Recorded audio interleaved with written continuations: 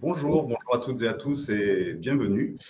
Cyril Hébard, donc moi je suis chargé de mission pour la région Sud, donc nous sommes ravis de vous accueillir nombreux dans le cadre de notre programmation 2022-2023 à ce nouveau rendez-vous des mercredis de l'orientation qui s'intitule Les différentes voies après le collège, une variété de parcours pour que chacun trouve sa place, focus sur la voie technologique.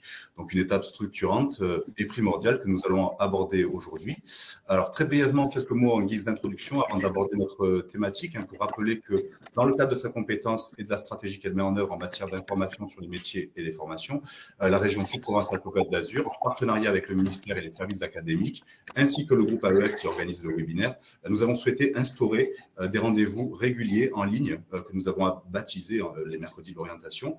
Et ces rendez-vous visent à apporter des réponses aux besoins d'information et d'accompagnement des élèves et de leurs parents. Donc, nous avons programmé une douzaine de webinaires entre novembre 2022 et fin mai 2023 qui visent plusieurs objectifs. D'une part, de vous accompagner dans votre cheminement et la phase d'orientation, et d'autre part, de répondre au mieux à vos attentes, questions, pour que cette période soit tout simplement vécue pleinement et non pas subie.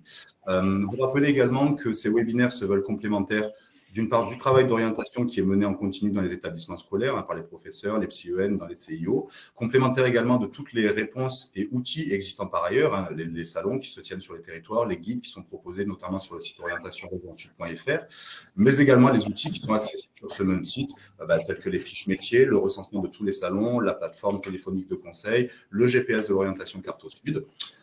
Vous précisez également que vous aurez la possibilité de poser vos questions en direct dans le fil de discussion. Voilà, nous les ferons remonter à nos intervenants en cours ou en fin de webinaire. On verra ça ensemble. Et à titre indicatif, si vous souhaitez revenir sur des points qui sont évoqués durant ce temps en direct, sachez que ces webinaires restent accessibles et consultables sur le site orientation-région-sud.fr. Voilà.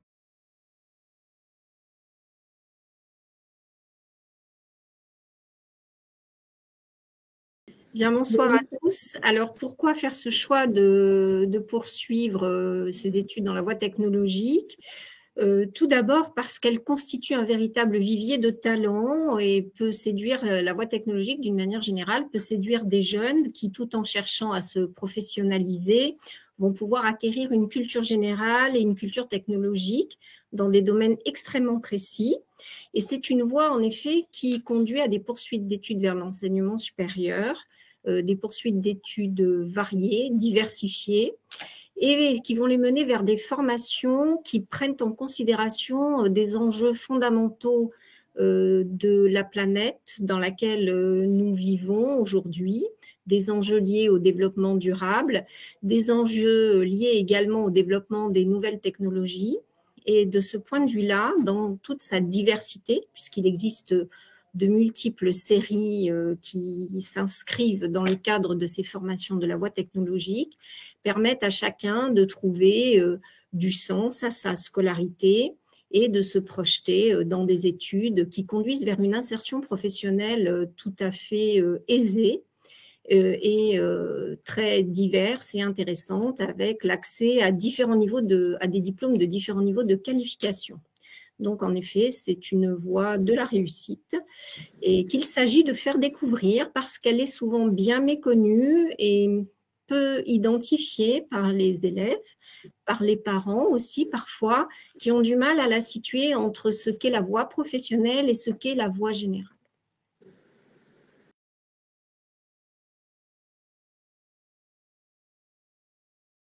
Alors, en termes véritablement de prise de décision, il s'agit d'une décision qui se prépare de manière assez concrète et précise pendant l'année de seconde générale et technologique, comme vous l'indiquiez très, très justement.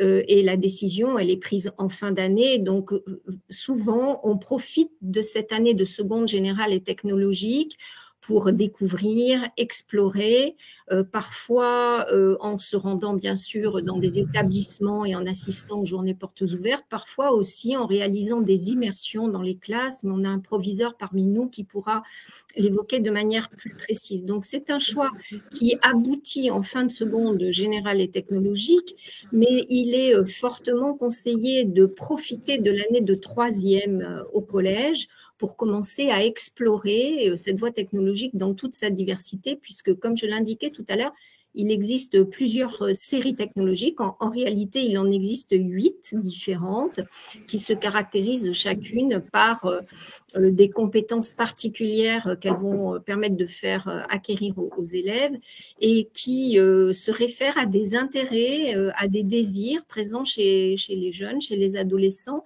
qui sont très différents puisque ça va de la technologie de l'environnement et de l'agronomie, aux sciences du laboratoire, à l'industrie, au développement durable, aux sciences et techniques médico-sociales, etc. Donc, bon, je pourrais les énumérer si le besoin s'en fait sentir ou s'il y a des questions, mais en réalité, des séries en effet très diversifiées. Donc, il m'apparaît que l'année de troisième, qui est une année qui est crucial en matière de réflexion sur le projet d'orientation, peut être déjà le bon moment pour explorer de manière assez détendue ces différentes séries.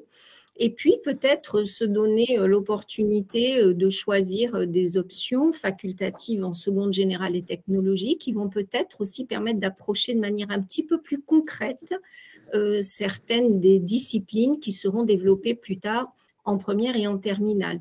Ce n'est bien sûr pas obligatoire d'avoir suivi ces options facultatives lors de la seconde générale et technologique pour bénéficier d'une orientation en série technologique, mais ça peut être l'occasion de découvrir, d'explorer de manière plus concrète, plus pratique, je dirais, ces disciplines un peu méconnues, encore une fois. Donc, si vous aviez un message à faire passer aux parents, finalement, qui nous écoutent ce soir, quel serait-il ? Il serait de peut-être se laisser guider par la curiosité, peut-être lutter contre des stéréotypes qu'on peut avoir ou des préjugés. Les séries technologiques, elles ont, comme les autres voies d'orientation, bénéficié de plusieurs réformes. Et ces réformes sont en lien aussi avec les possibilités de poursuite d'études dans l'enseignement supérieur qui seront notamment illustrées par Madame Gaëtan tout à l'heure. Et c'est vraiment, oui, de pouvoir repérer quelles sont les spécificités de ces séries en matière pédagogique, puisque ce sont des séries, on travaille beaucoup par projet, mais Monsieur Majingo en parlera, beaucoup en collectif, et vraiment d'ouvrir un peu. J'ai l'habitude parfois de dire qu'il faut laisser ouvrir les chakras en matière d'orientation, et en particulier pendant cette année de troisième, voilà, se détacher de ses propres représentations de parents, parce que nous avons été élèves dans un contexte différent, dans un monde scolaire différent.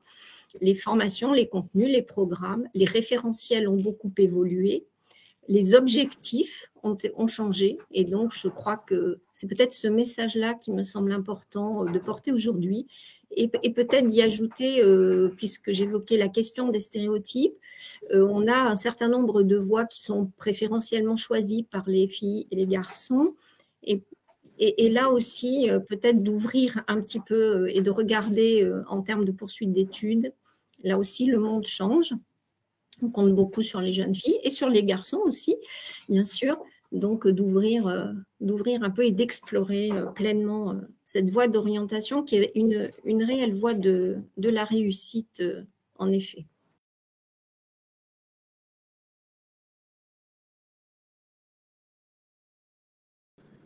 Oui, alors, d'abord, bonsoir à tout le monde. Ce que je voudrais dire en préambule, c'est qu'il n'y a pas de voie royale, en fait.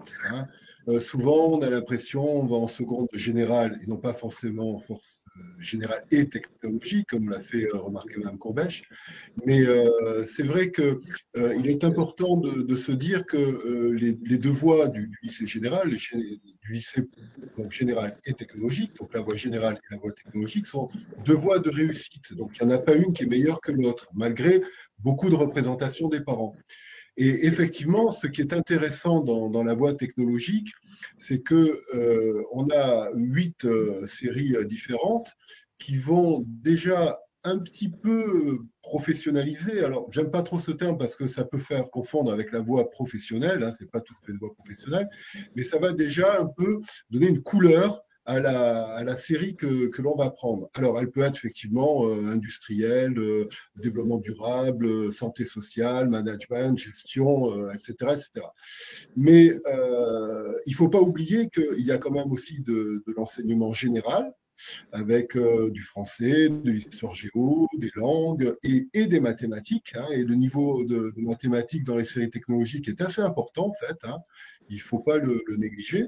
Et donc, ce que je peux dire aux parents, c'est ne vous polarisez pas forcément sur je veux aller en première générale, parce que ce n'est pas, en fin de compte, la voie forcément royale, et qu'avec les voies technologiques, on s'en sort très très bien, et que après le bac, hein, on en parlera peut-être dans un instant, hein, après Parcoursup, on a un certain nombre d'élèves qui ne sont pas du tout enfermés dans la voie technologique et la spécialité ou la série dans laquelle ils ont choisi d'aller.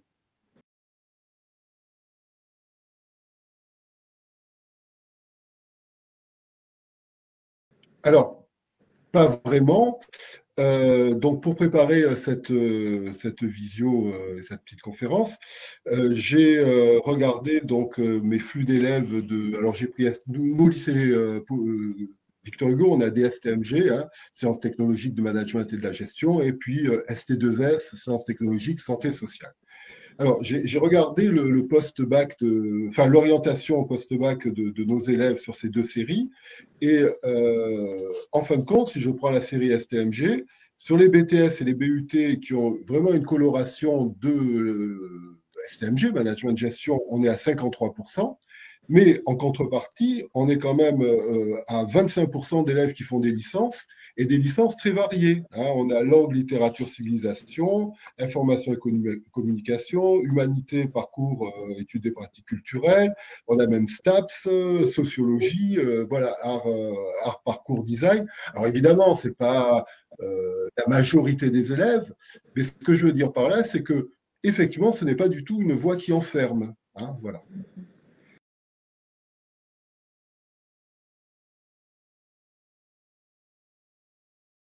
Bonsoir à tous. Oui, effectivement, en IUT, nous avons eu une grosse réforme avec un passage du DUT au BUT, qui est un diplôme en 3 ans. Et dans le cadre de cette réforme-là, nous sommes tenus d'accueillir 50% de bacheliers technologiques. Donc, dans Parcoursup, nous ouvrons 50% de places pour les bacheliers technologiques.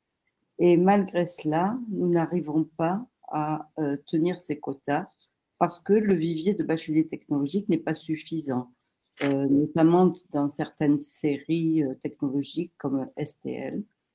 Donc, dans le cadre de cette réforme, le BUT a été complètement repensé justement pour aller dans le sens de la réussite de l'étudiant, avec une grosse partie dans les programmes de mise en situation professionnelle, de projets personnels, de projets en petits groupes d'étudiants, avec une pédagogie par petits groupes, et avec aussi du soutien, du tutorat étudiant. Et donc, nous faisons tout pour faire en sorte de mettre nos étudiants en situation de réussite. Et donc, pour l'instant, nous n'avons mis en place, seules les 2 premières années du BUT ont été mises en place, et la 3e année n'ouvrira qu'à la rentrée 2023. Donc, en termes de poursuite d'études, c'est difficile de donner des statistiques, mais il y a des carrières possibles, il y a de belles carrières possibles, parce que autrefois, avec le DUT plus nos licences professionnelles, on avait énormément d'étudiants qui allaient ensuite en école de commerce pour les séries STMG, en école d'ingénieur pour les séries STI2D. Et donc, ces poursuites d'études possibles vont rester d'actualité avec le BUT, sachant que dans l'arrêté, ce qui nous est demandé, c'est 50% d'insertion professionnelle et 50% de poursuite d'études. Et nous avons mis l'accent aussi, c'est un point important parce qu'on a de plus en plus de demandes sur l'alternance. On a de plus en plus d'étudiants en alternance, plus de 1600 cette année à l'IUT d'Aix-Marseille. Et ça, c'est un tremplin vers l'insertion professionnelle.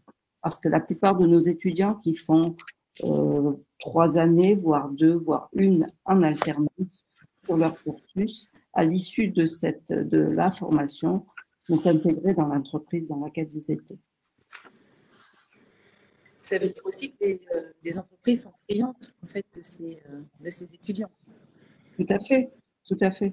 Et c'est un moyen c'est une pré-embauche, on va dire, hein, un moyen de tester l'étudiant pendant 3 ans, voire moins, suivant les filières. Et peut-être je vais rebondir sur quelque chose qui a été dit à propos du risque d'être enfermé dans la voie technologique. Je pense que ce n'est pas du tout un risque. Hein. La voie technologique, c'est une opportunité. Il y a une réindustrialisation de la France, donc on va avoir de plus en plus de demandes d'emploi à Bac+3. Et ces emplois-là, il va falloir qu'on puisse fournir le vivier. Et actuellement, on n'a pas le vivier de bachelier technologique. Oui, et ce qu'il faut peut-être ajouter, c'est qu'il y a en effet une réindustrialisation de la France et de forts besoins. On a aussi beaucoup d'idées reçues sur ces métiers.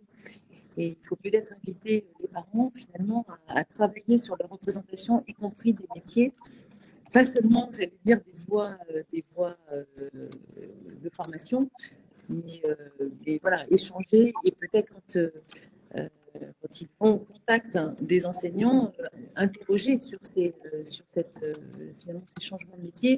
On n'est plus dans des métiers de pénibilité comme on a pu les connaître. Donc voilà, je pense qu'il y a aussi des représentations qui sont liées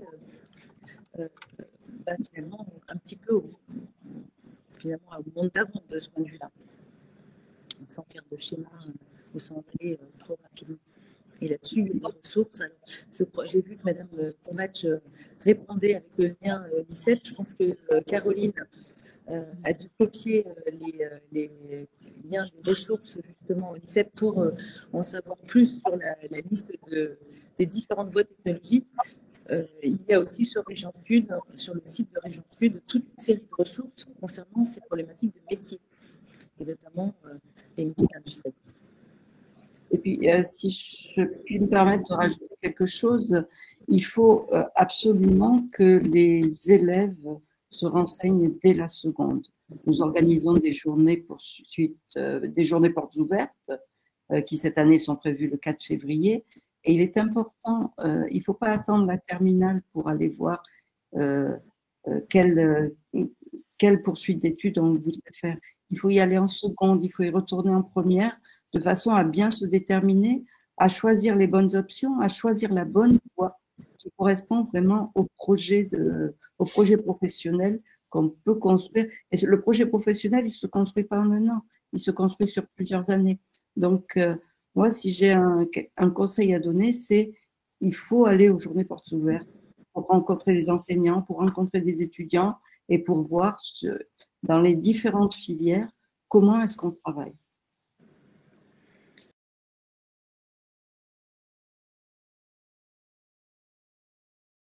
Oui, à ce propos, on a énormément de candidatures de STMG vers les départements, vers les spécialités techniques de commercialisation, gestion des entreprises et des administrations.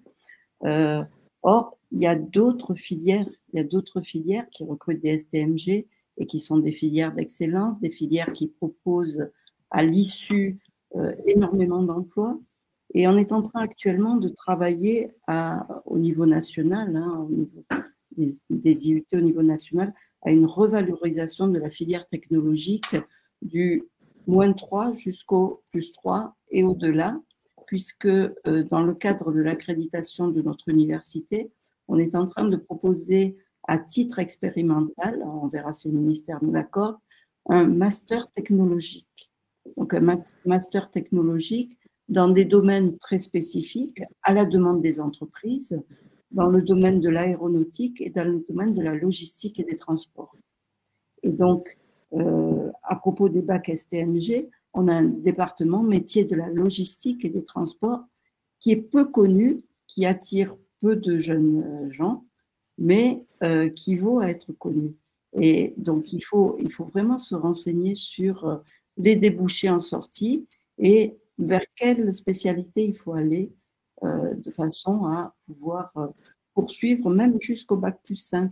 Et je pense que si on propose une vraie filière technologique avec de vraies perspectives de poursuite d'études jusqu'à bac+5, je pense que cette filière technologique sera plus un choix par défaut, mais un vrai choix d'études pour les élèves. C'est un petit peu le message, en effet, que vous tous vous souhaitiez faire passer aux parents ce soir, je pense, à savoir que voilà, qu'il y a de très belles opportunités de carrière et de métier. Et ça, je pense que voilà, c'est pas juste un beau discours qu'on essaie de faire passer. Je trouve que c'est vraiment appuyé sur une réalité de métier. Et là, peut-être que Cyril, qui est chargé de mission métier à la région Sud, peut abonder sur cette partie-là. Finalement, aller jusqu'au bout de la chaîne dans votre travail d'accompagnement de l'orientation de vos enfants. Essayez d'aller au bout de la chaîne, c'est-à-dire d'ouvrir les perspectives d'emploi, de fouiller là-dessus, sachant là encore qu'il n'y a rien d'enfermant et que c'est un morceau d'un parcours et que, y compris d'ailleurs dans un emploi, on n'est pas enfermé. On évolue et on ne fait rarement le même métier sur toute sa carrière désormais. Donc Cyril, peut-être un petit focus là-dessus.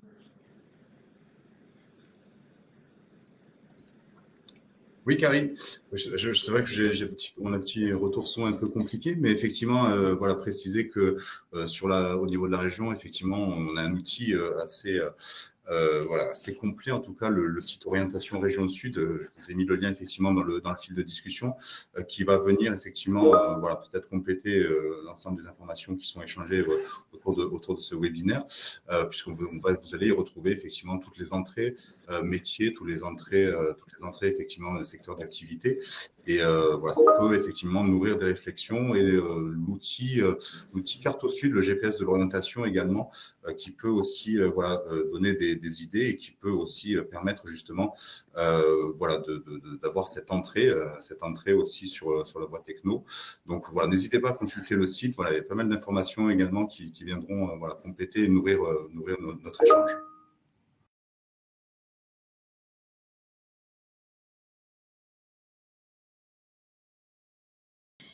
Oui, alors sur quelques points entre la voie professionnelle et la voie technologique, en effet, parfois, pour les familles, c'est un peu complexe.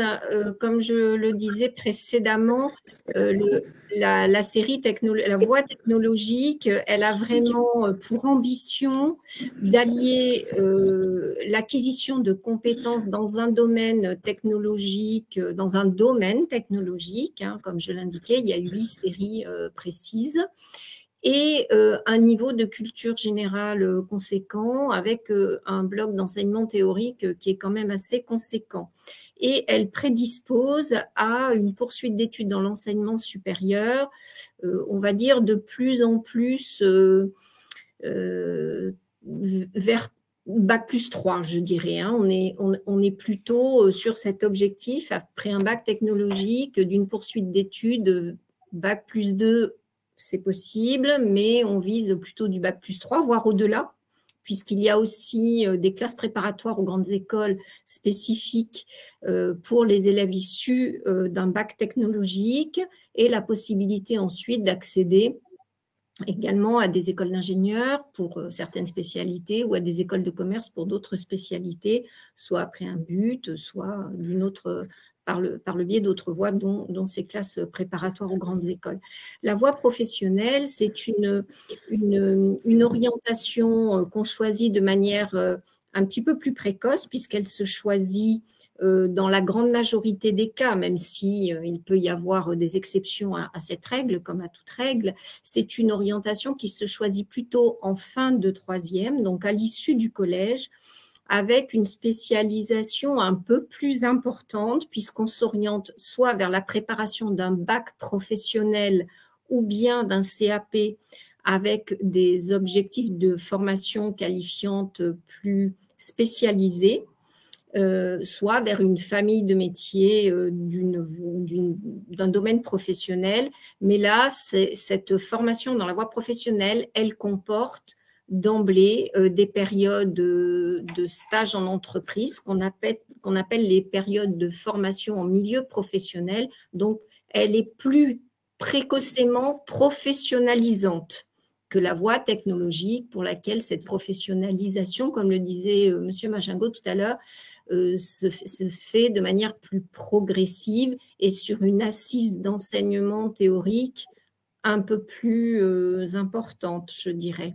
Voilà, peut-être Monsieur Machingot, si vous voulez compléter le propos. Oui, je souhaiterais compléter sous un axe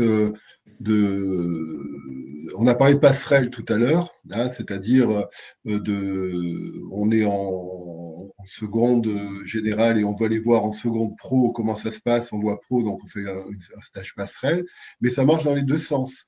C'est-à-dire que à la fin de la seconde professionnelle, on a toujours un certain nombre d'élèves qui accèdent en voie technologique. Hein, voilà. Alors, le point faible, c'est quand même les enseignements généraux où là, bon, il y a un peu plus de travail, je dirais, à faire, à fournir, mais en ce qui concerne la partie, alors, entre guillemets, professionnelle, hein, pour la voie technologique, parce que je n'aime pas trop cette terminologie-là, ils sont très à l'aise, ils s'en sortent très bien, hein, voilà. Et donc, nous, chaque année, on a un certain nombre d'élèves, puisque comme on est lycée polyvalent, on a des élèves qui sont dans la section d'enseignement professionnel, qui, à la fin de la seconde, intègre une première technologique. Donc, c'est tout à fait réaliste et réalisable. Voilà. Alors après, il y avait une question là sur la SECPA, CAP. C'est vrai que, bon, je ne veux pas être trop optimiste quand même, parce que la voie technologique est quand même à un certain niveau, puisqu'elle elle permet quand même à minima des études Bac plus 2, Bac plus 3, voire plus, puisqu'on a des classes préparatoires effectivement qui sont réservées aux voies technologiques. Bon, pas fermer les portes, mais ça serait plutôt marginal, voilà, je dirais, une entrée en voie technologique après un CAP ou une SECPA. Mais pourquoi pas, hein, des fois, il y a des très très belles surprises.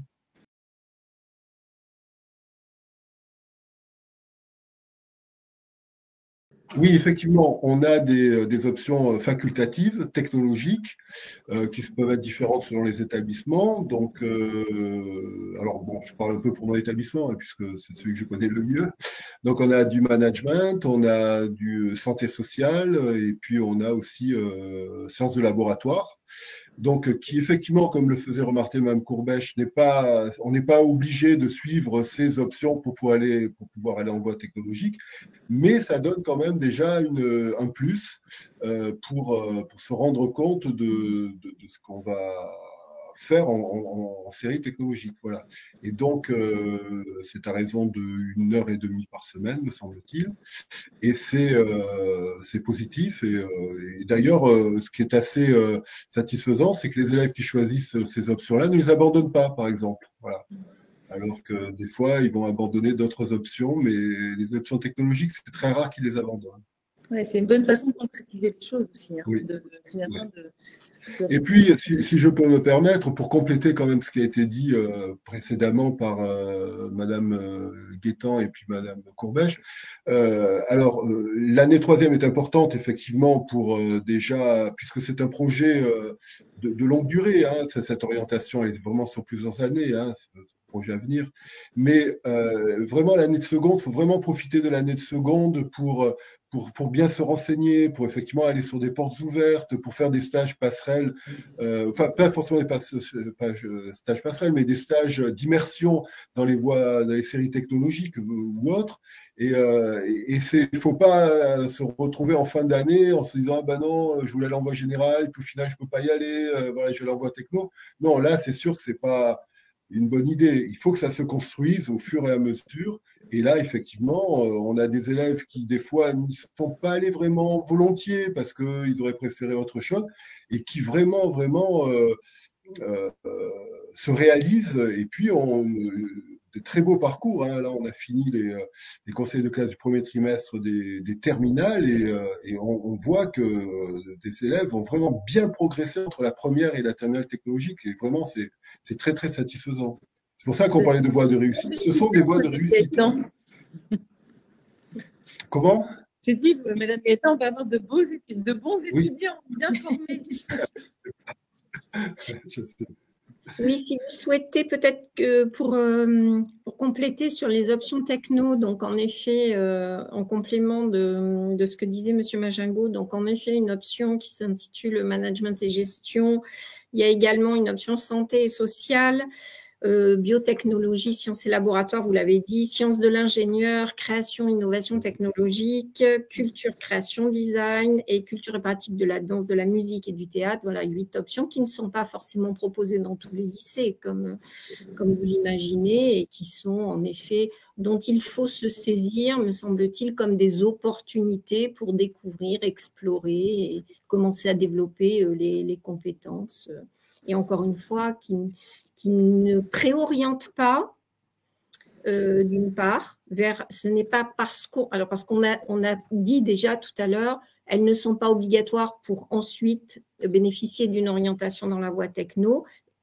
Et de la même manière, ce n'est pas parce qu'on les suit en seconde qu'on est préorienté vers une série technologique. Elles jouent leur rôle comme toute option de découverte, d'exploration et d'acquisition de savoir et de compétences, bien entendu, qui seront, quoi qu'il advienne, qui seront utiles.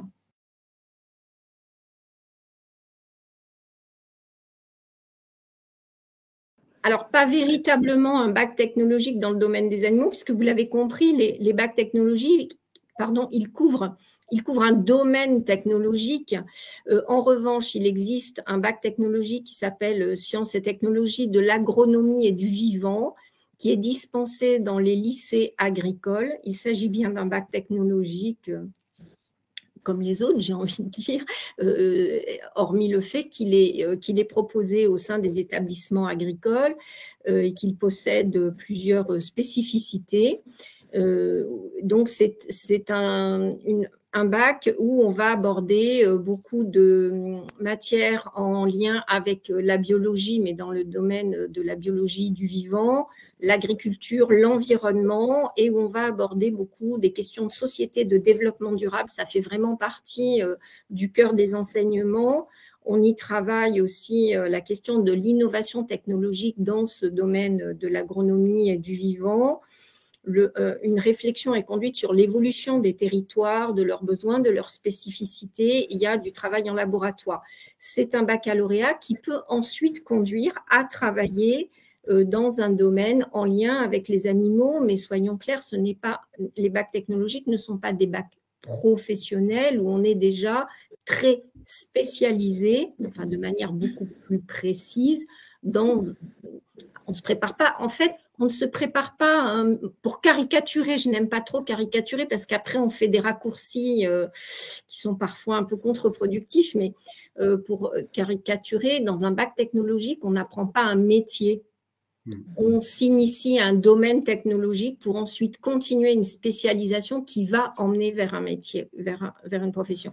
En bac pro ou en CAP encore plus, on va être beaucoup plus vite spécialisé, ce qui n'empêchera pas d'ailleurs de poursuivre aussi des études dans l'enseignement supérieur après un bac pro, puisqu'on va aussi poursuivre vers du BTS. Vous voyez, mais en bac pro, pour simplifier dans les représentations, on est beaucoup plus en lien avec des compétences liées à un métier ou à un groupe de métiers.